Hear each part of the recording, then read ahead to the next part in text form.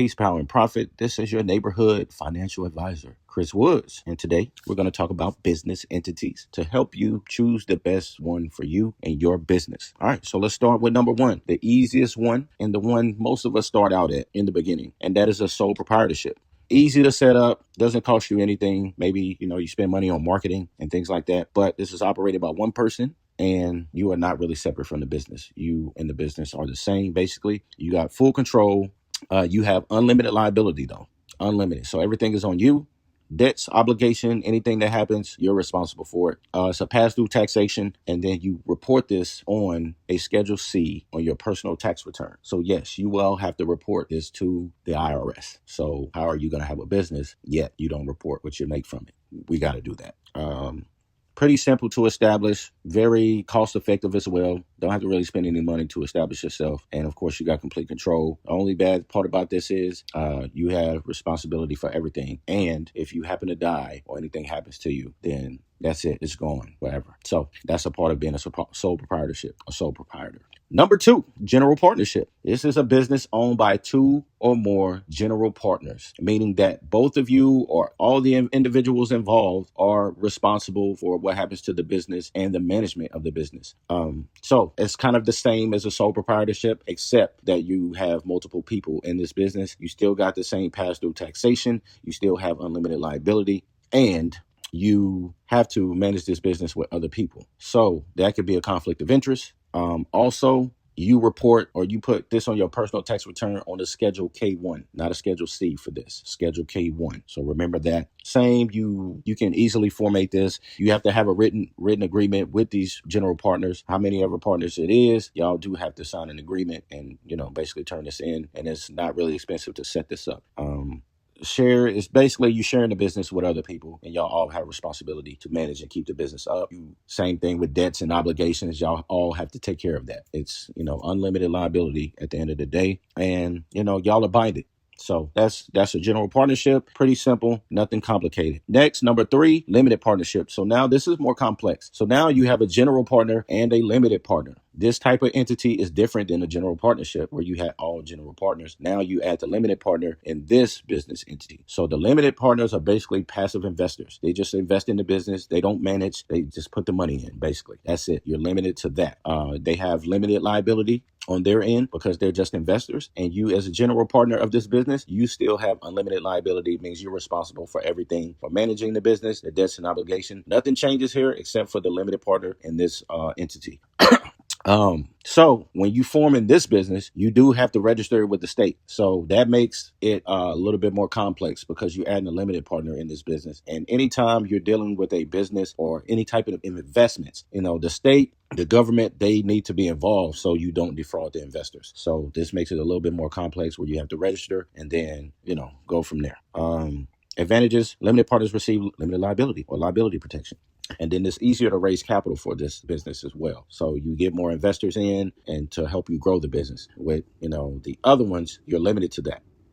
Disadvantages, like I said, general partners, you're responsible for everything. And limited partners, you can't take control of the management. You can't do it. It's not your job. And the only way you can do it is if you become a general partner. Unless anything else happens, you are a limited partner, not a general partner. And, that's kind of the end of that. But that is a limited partnership, a little bit different than a general partnership. Moving on. Number four, and I think we all know this one, LLC, limited liability company. So this is a hybrid entity. So you combine the features of a corporation and a partnership, and this is what you get. So this is owned by members, and you can have an unlimited amount of members. That means that your business can grow exponentially by having all of these people on board. You still got pass-through taxation with this as well. Your personal assets are protected from business debts. That's the big key here. That's the big advantage of this business entity. Your personal things are protected. So anything that deals with the business, let's say you go bankrupt, the creditors can't come after you personally. So this is a good business entity to start your business in if you have the capital and you have the customers to do so, because you need the money. Now, this, you do have to pay a little bit of money. It's not super expensive. So you can afford it, but you do have to register it with the state. So that is a factor here. You definitely have to register with the state. And when you're talking about managing the business, all members of an LLC can help manage the business and, take care of things. So that's a good thing as well. What else? Liability protection, we talked about that. Flexible management, like I said, members, they can all take part of this and be investors and owners at the same time and help manage the business. And there's fewer formalities than corporations, of course, even though it's a hybrid. Now, there can be differences depending on what state you are in. Depending on the state you're in, there can be, subtle differences, but you have to check with your state, and self-employment taxes will apply with this entity. And there is a limited life in some states as well. So just check with your state and get an idea about that and go from there. Number 5, S Corp. So S status for S Corporation. You can only have a max of 100 shareholders, and they have to be citizens of your country. So if you're in the U.S., they can only be U.S. citizens if they are shareholders. They cannot be foreign entities. So with an S Corp, you're limited to a certain amount to grow your business. So you only have 100 shareholders, and there's only one class of stock with an S Corp. So, it is also a pass-through entity. So limited liability for shareholders, and it avoids double taxation, which we'll talk about with C Corp. And yes, of course, you have to form this as a corporation. You have to register this as a corporation, and you file Form 2553 to elect S status. All right. So what's the advantages? Limited liability, pass-through taxation, and potential payroll tax savings. Disadvantages: ownership restrictions, strict compliance requirements, limited capital raising ability because you only have 100 shareholders max. All right. So number 6, and the last one, the behemoth itself, the C Corporation, is a separate legal entity owned by shareholders. So you have an unlimited amount of shareholders, which helps you, grow the business. You have managed board directors. You have all of those things like your, famous publicly traded companies like Apple, like Google, like Microsoft, so forth and so on. We know this. This is what, those big guys are registered under as C Corps. Limited liability for shareholders. We know that they are double taxed. So corporations are taxed on profits. Shareholders are taxed on dividends and capital gains, of course. So we know that.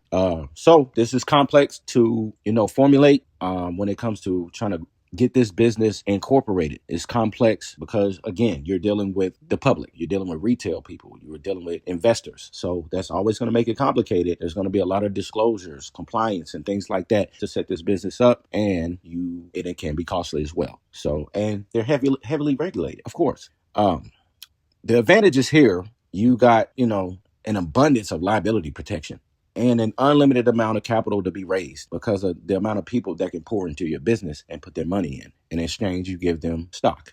And if you die with this business, you can pass it on, just like you can pass it on with an S Corp, or LLC, or GPs. Actually, GPs and LPs, when you die, they're done as well, like a sole proprietorship. But LLC, S Corp, and C Corp, an advantage for them is that you can keep the business running and going even after you die. So that means you can pass it down. Disadvantages, of course, double tax, more regulatory oversight. That's good in some cases, bad for the owners, good for the public.